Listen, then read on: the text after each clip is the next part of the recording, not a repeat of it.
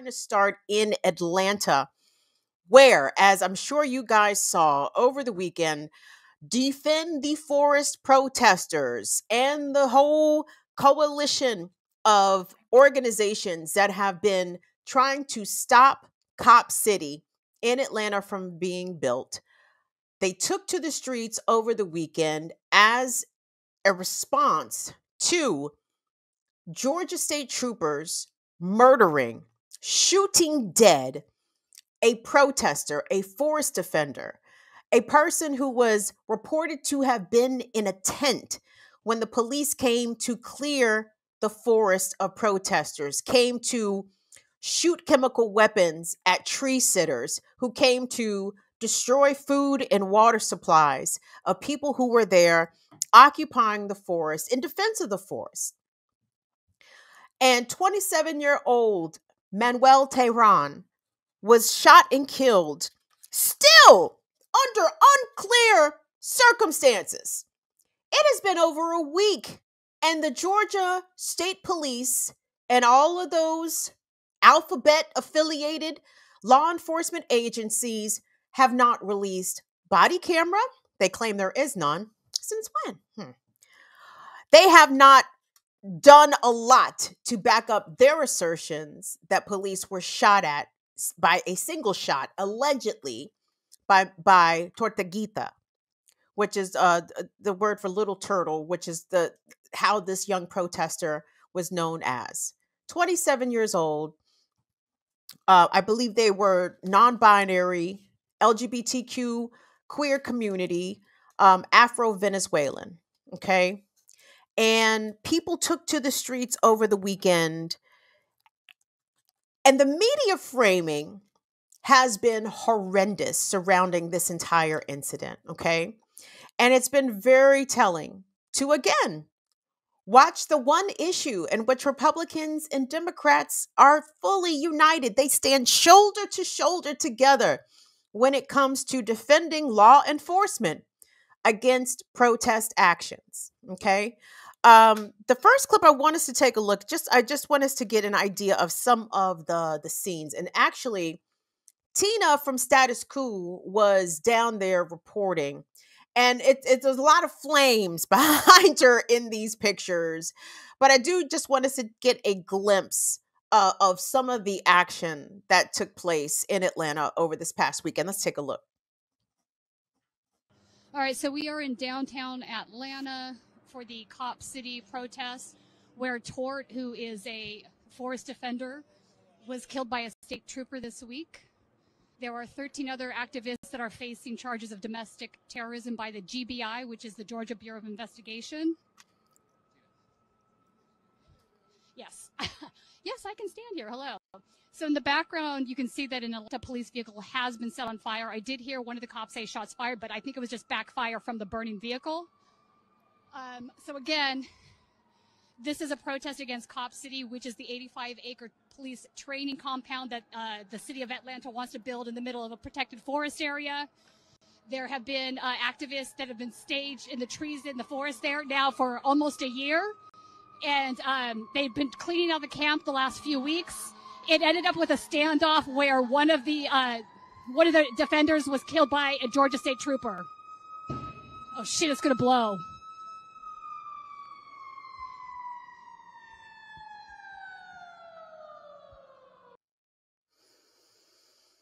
So, aside from independent media outlets like Status Quo, like the Atlanta Free Press Collective, like Democracy Now, like I've seen some places, give this fair coverage, right?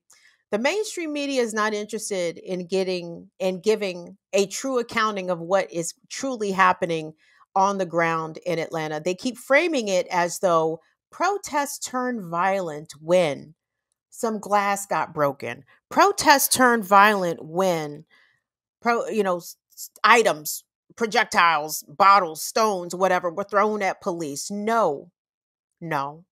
There was a peaceful, sustained protest in the forest for over a year. The protest turned violent when the police showed up and assassinated a political protester, a peaceful protester. That's when the protest turned violent. When the police showed up, that's usually when the fucking protest turned violent, is when the police show up. The police are the ones bringing the violence. If property happens to get broken after the police begin the violence, we know who was the provocateurs, who was the initiators of that violence. It is always law enforcement. And I want you guys to hear the fascist Nazi fucking insanity that is coming from not only law enforcement, but also elected officials across the state of Georgia. Damn, I gotta go on the Remix Morning Show tomorrow and ask Ear Doctor what's up with his mans. What's up with your boy, the mayor? What's his man? Dawkins? Let's take a look at this clip of the press conference given by Atlanta Police Chief Darren Schlarbaum, okay, where the police chief claims that breaking windows and setting fires is terrorism. Oh, no, you heard it right, y'all. Terrorism. Let's take a look at that clip. It doesn't take a rocket scientist or an attorney to tell you that breaking windows and setting fires is not protest. That is terrorism. And that they will be charged accordingly, and they will find that this police department and the partnership is equally committed to stop that activity. We already have prosecutors in the room as we speak, and we're reviewing everything, and we have a lot of evidence to still go through. So even charges you see tonight, those can easily be upgraded, and they will be upgraded if appropriate. I was talking to Molly. You guys know Molly is not in the country. And I was telling her, I said, hey, you probably want to stay exactly where you are, because the fascism is ramping up in the US. And of course, the fascism against non-white people and against non-elites have always been applicable in some form of fashion. But no, no, no, no, no. This fascism is about to be for everybody that is opposed to the interest of the ruling class, okay? The police have the audacity to equate broken windows. God damn, what the fuck is this? Martin O'Malley in 1994, broken windows, zero tolerance, Rudy Giuliani in New York. Like, what the fuck are you talking about, man? Broken windows is terrorism. Broken windows and setting fires is terrorism. Not actually murdering unarmed people, not murdering peaceful people. That's not terroristic. No, the destruction of property in this capitalist society is viewed as terrorism. And this is why I say burn it down. Not just the system, but truly the entire country needs to be set ablaze and start again. Because the priorities and the perspectives here are very askew, A young person who was defending the forest, everybody, the forest. And let me be clear here. Stop Cop City is a racial justice issue. It is an environmental justice issue, okay? This forest is Muskogee land, okay? We know the whole country has been taken from Native Americans, but it's time to reclaim the land back, okay? And make sure that further harm to the land and to the people surrounding that land, it has to be eliminated, okay? And the state is very determined here, very determined, and they have the backing of the corporate media that are quite comfortable as describing peaceful protesters as terrorists. And the state, in fact, are charging these folks with additional charges of domestic terrorism. And according to the Twitter account for the Defend the Atlanta Forest, they say that those who were arrested over the weekend are being denied meals. Some of them have not even had access to counsel, to their attorneys.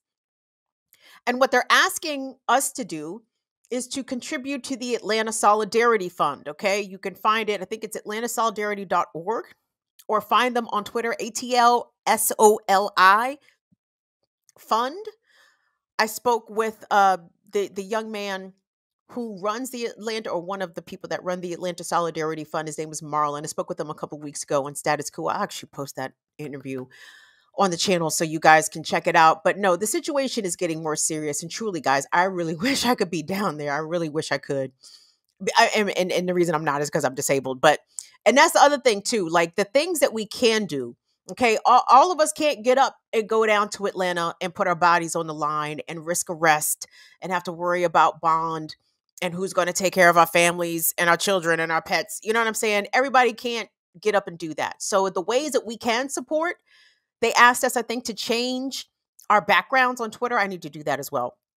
To stop Cop City and to contribute to the Atlanta Solidarity Fund. We have to do those things, y'all, because this fight that's happening with the forest and with Stop Cop City is one that I think is going to be historically pivotal. I think when we look back from the future and see what the outcome of this particular fight is, I think it's going to be a turning point for the state of possibly stopping stopping creeping fascism further, and stopping and making it clear to the ruling classes that we are not going to tolerate the destruction of this earth any longer, not for training grounds of death.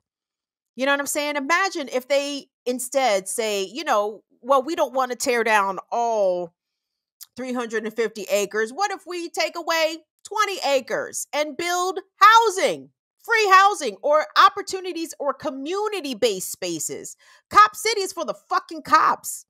It's for the cops to train and deploy against us, against people who oppose capitalism, neocolonialism, and the encroaching further destruction, hastening the further destruction of the planet. Like, we don't want that, right? We don't want that for us. We don't want that for the children. We don't want that for the babies that are not yet here.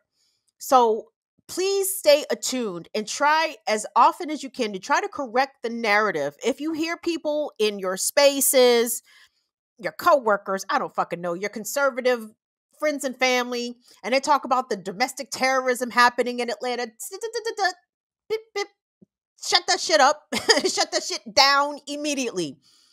Tell them that these people are there to defend not only the trees, but to defend the Black and brown people of that city from all of these militaristic resources being spent and used against them, not to help them, but used against them.